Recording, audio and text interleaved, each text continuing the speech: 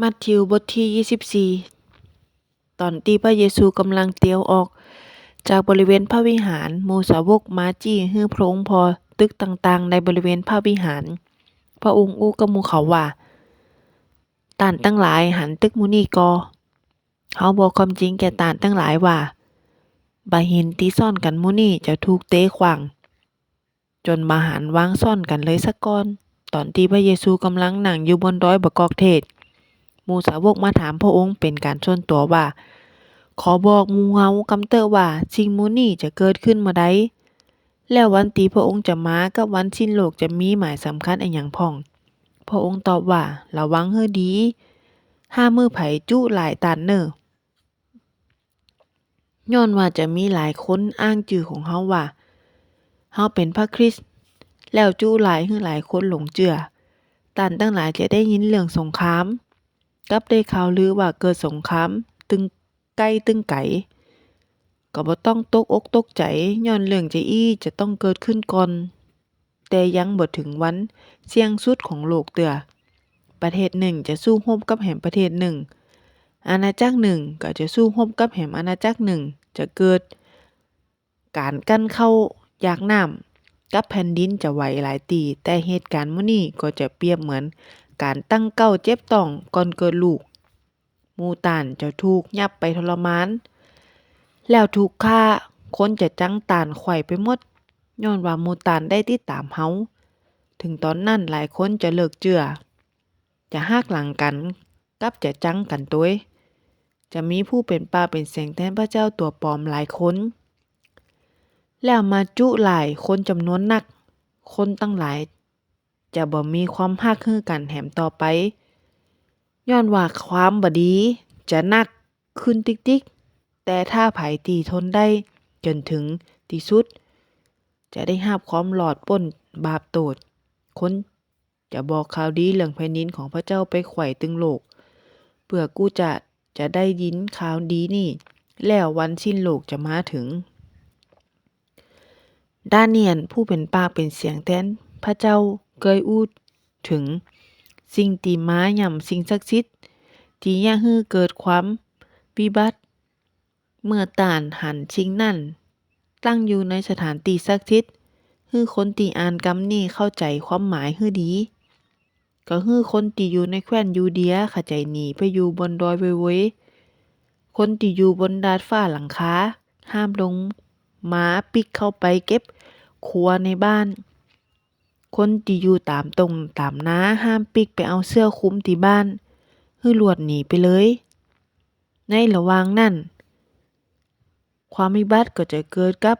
หมู่แม่ม้านกับแม่ลูกน้อยตีลูกยังกินนมอยู่ฮืออ้อนวอนขอพระเจ้าตีจะบ่ต้องหนีในหน้าหนาวก็ว่าในวันสะบาโตย้อนว่ายามนั้นจะเกิดความทุกข์ยากลำบากอย่างใหญ่หลวงขนาดอย่างที่บ่เคยเกิดขึ้นมาก่อนเลยนับตั้งแต่โลกเกิดขึ้นจนถึงบัดเดี๋ยวนี้กับจะบ่มีจะอี้เกิดขึ้นแหมเลยถ้าพระเจ้าบ่ย่อวันเวลาหมู่นั้นให้สั้นลงก็จะบ่มีไผรอดชีวิตเลยแต่ย้อนว่าพระองค์หันแก่คนที่พระองค์ได้เลือกไว้เป็นของพระองค์แล้วก็ให้เวลานั้นสั้นลงในเวลานั้นถ้ามีคนใดมาบอกว่าพอล้อพระคริสต์อยู่หั่นก็ว่าพระคริสต์อยู่นี่ห้ามเชื่อเขาเน้อย้อนว่าจะมีพระคริสต์ตัวปลอมกับผู้เป็นปากเป็นเสียงแทนพระเจ้าตัวปลอมเกิดขึ้นแล้วหมู่เขาก็จะเหี้ยการอัศจรรย์กับหมายสำคัญต่างๆเพื่อจุหลายแม้แต่คนที่พระเจ้าได้เลือกไว้แล้วถ้าเป็นไปได้ฟังไว้ให้ดีเน้อเฮาได้เตือนหมู่ต่านไว้ก่อนแล้วย้อนจะอันถ้ามีไผมาบอกต่านตั้งหลายว่าหั้นล้อพระคริสต์อยู่ที่ดินแดนทุรกันดารห้ามออกไปหาเขาก็ว่าถ้ามีคนบอกว่าพระคริสต์ลบอยู่นี่เหรอก็ห้ามเชื่อเน้อย้อนว่าเมื่อบุตรมนุษย์มาจะเปรียบเหมือนกับฟ้าแมบตะวันออกอยู่ตะวันตกก็หันแจ้งลึงเหมือนกับที่ไหนมีซากศพที่หั่นก็จะมีหมูแห้งลุม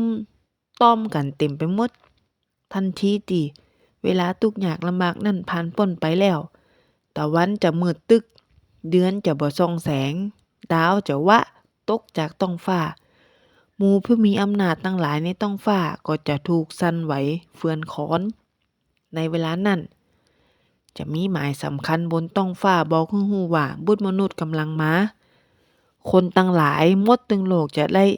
สนั่นปันปื้นหมู่เขาจะหันบุตรมนุษย์ลงมาจากบนเมฆในท้องฟ้าด้วยฤทธิ์อำนาจกับรัศมีอันยิ่งใหญ่พระองค์จะทรงหมู่ทูตสวรรค์ของพระองค์มาพร้อมกับเสียงแก้ตีดังขนาดหมู่ทูตสวรรค์นั่นจะมารวบรวมคนที่พระองค์เลือกไว้แล้วจากตึงสี่ทิศตั้งแต่ขอบฟ้าเพิกหนึ่งจนถึงสุดขอบฟ้าแห่งเพิกหนึ่งฮือเฮียนฮู้จากเรื่องเก้าบ่เดือคือเมื่อกิ่งบ่เดือโป่งใบไม้ต่านก็ฮู้ว่าใกล้จะถึงหน้าร้อนแล้วก็เหมือนเดียวกันเมื่อต่านทั้งหลายหันเหตุการณ์ที่เฮาบอกแล้วก็ฮู้ว่าใกล้ถึงเวลาที่พระองค์จะมาใกล้จะถึงเวลาแต้ๆแล้วเน้อเฮาบอกความจริงแก่ต่านทั้งหลายว่าคนในยุคนี้จะยังบ่ตายก่อนเหตุการณ์ที่ว่ามื้อนี้จะเกิดขึ้นต้องฟ้ากับโลกจะยุบหายไปแต่ค่อยถ้อยกรรมของเฮาจะบ่สูญหายไปเลยแต่ว่าวันเวลานั้นที่สิ่งมื้อนี้จะเกิดขึ้นบ่มีไผฮู้สักคนหมู่ทูตสวรรค์ก็บ่ฮู้บุตรของพระเจ้าก็บ่ฮู้มีกะพระบิดาองค์เดียวเท่าอันที่ฮู้เมื่อบุตรมนุษย์จะมาก็จะเป็นอย่างเดียวกันในสมัยของโนอาห์คือว่าในสมัยของโนอาห์นั้นก่อนที่น้ำจะท่วมโลกคนตั้งหลายได้กินกับดื่มมีการแต่งงานกันตึงยกลูกคือเป็นผัวเมียกันจนถึงวันที่โนอาห์ได้เข้าไปในเรือ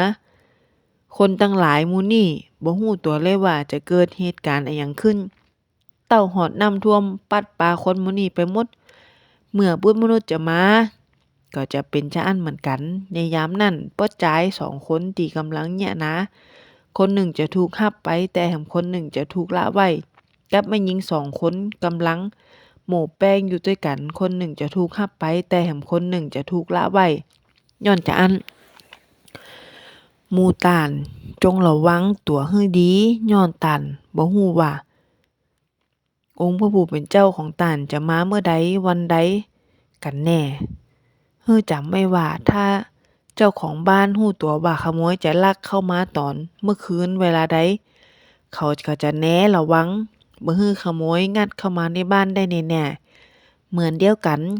ต่านทั้งหลายจงเตรียมตัวไว้ให้พร้อมย้อนว่าบุตรมนุษย์จะมาในเวลาที่หมู่ต่านคิดบ่ถึงไผคนใดติเป็นคนรับใช้ที่ซื่อสัตย์กับลวกที่เจ้านายมอบหน้าที่ให้เป็นหัวหน้าคนรับใช้คนอื่นๆเพื่อแจกของกินตามเวลาเมื่อเจ้านายพลิกมาหันเขายังยะการอยู่อย่างดีคนรับใช้คนนั้นก็เป็นสุข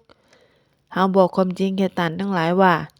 เจ้านายจะตั้งให้เขาพอก้อยกู้อย่างที่เป็นของเปิ้นแต่ถ้าคนรับใช้คนนั้นเป็นคนบ่ดีแล้วคิดในใจว่าแฮ่มเหมือนอยู่กว่านายจะพลิกมาแล้วตั้งเก้าบุบตีคนรับใช้คนอื่นๆกับปากันตึงกินตึงดื่มกับหมู่เปื้อนขี้เหล้า